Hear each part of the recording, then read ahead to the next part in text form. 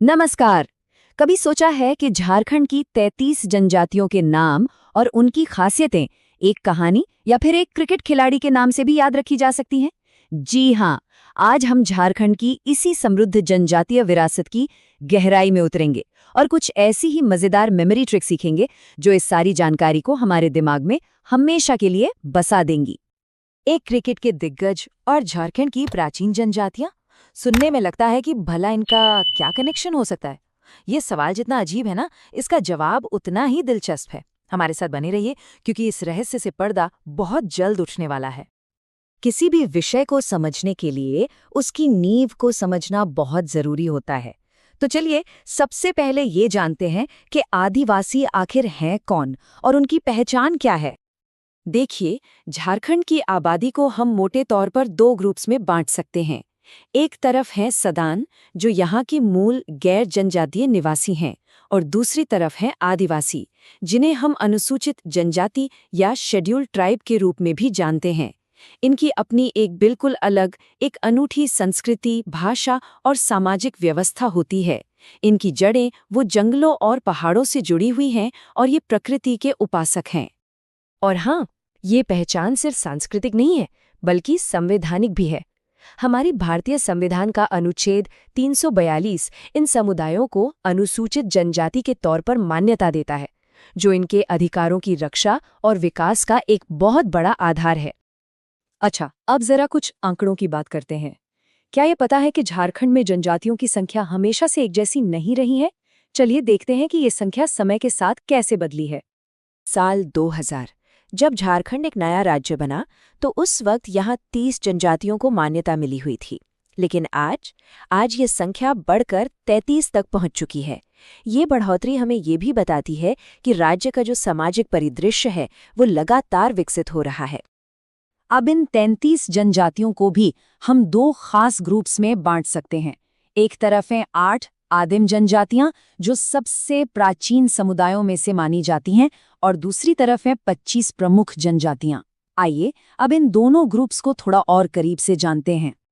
तो सवाल ये उठता है कि वो 3 नई जनजातियां आखिर हैं कौन सी? इनको याद रखने का एक जादुई मंत्र है, बस 3 शब्द: कवर, खोल, पुराण। चलिए इस मंत्र को डिकोड करते हैं। कवर से बनी कवर जनजाति, जो 31वीं जनजाति के रूप में जुड़ी।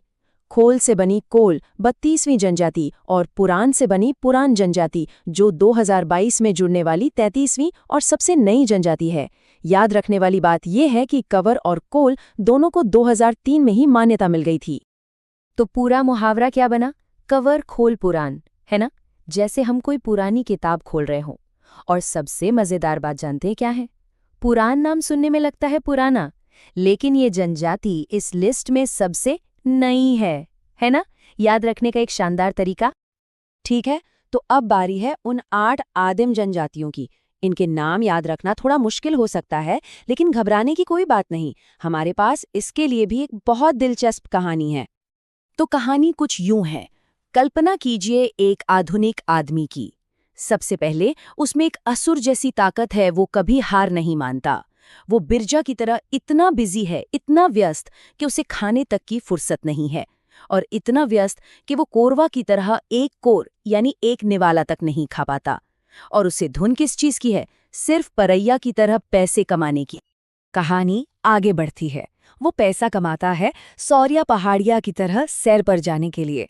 माल पहाड़िया की तरह वो माल मतलब दौलत इकट्ठा करता है, लेकिन उसमें सबर जनजाति की तरह सब्र बिल्कुल भी नहीं है। और आखिर में वो खुद को बिरहोर की तरह बहुत बड़ा वीर समझता है। देखा, 8 के 8 नाम एक छोटी सी कहानी में समा गए। नाम तो अब याद हो गए, लेकिन इन जनजातियों को और कैसे पहचाना जा सकता है? चलिए अब उनकी भाषाओं और उनके पारंपरिक कामकाज के आधार पर उन्हें समझने की कोशिश करते हैं।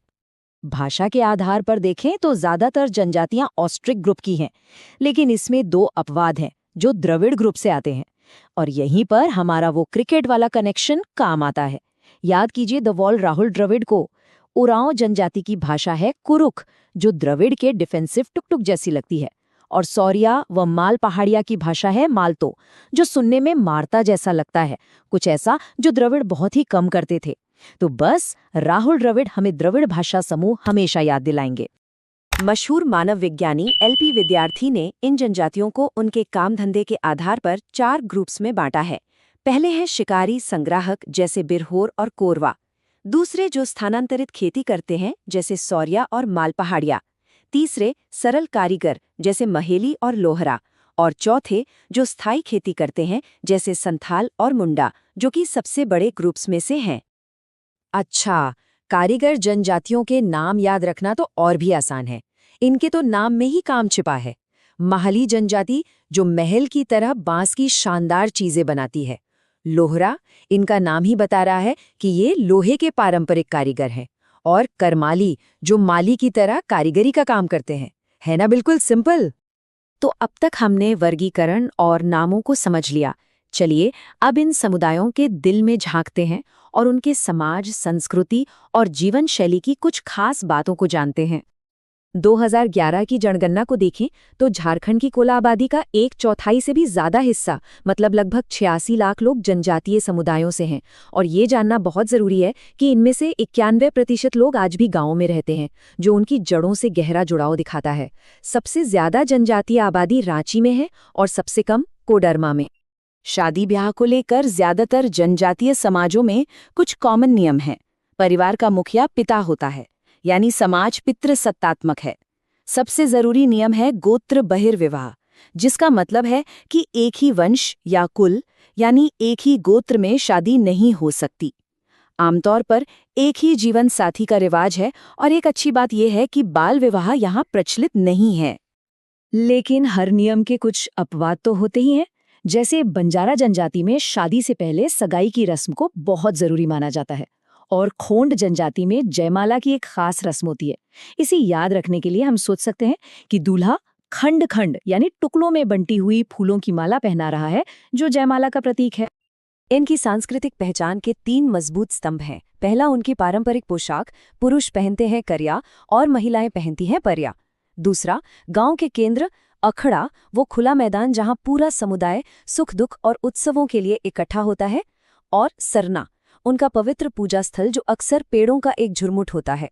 और तीसरा, उनका धर्म जो प्रकृति की पूजा पर आधारित है, जिसमें सर्वोच्च देवता है सिंगबोंगा यानी सूर्यदेव। तो इस सारी जानकारी को अब समेटने का समय आ गया है। चलिए एक नजर डालते हैं उन मुख्य बातों पर जो हमें हमेशा याद रखनी है। ये रही हमारी फाइनल चीट शीट। याद रखें, अनुच्छेद 342 जो इन्हें संवैधानिक दर्जा देता है। कुल 33 जनजातियां, जिनमें पुरान सबसे नई है। 8 आदिम जनजातियों को आधुनिक आदमी की कहानी से याद करना है। भाषा में कुरुक और माल्टो द्रविड़ ग्रुप की हैं। राहुल द्रविड़ का टुक-टुक याद है ना? और संस्कृति पितृसत्तात्मक है, जिसके केंद्र में है सूर्यदेव यानी सिंगबोंगा। तो इन मेमोरी ट्रिक्स ने हमें ये तो बता दिया कि क्या याद रखना है, लेकिन ये हमें एक गहरे सवाल पर लाकर खड़ा कर देती हैं। इन समृद्ध और जटिल परंपराओं के पीछे का क्यों क्या है? और इसी क्यों को खोजना शायद असली समझ की शुरुआत है। एक ऐसी यात्रा जो सिर्फ तथ्यों से कहीं आगे जाती है।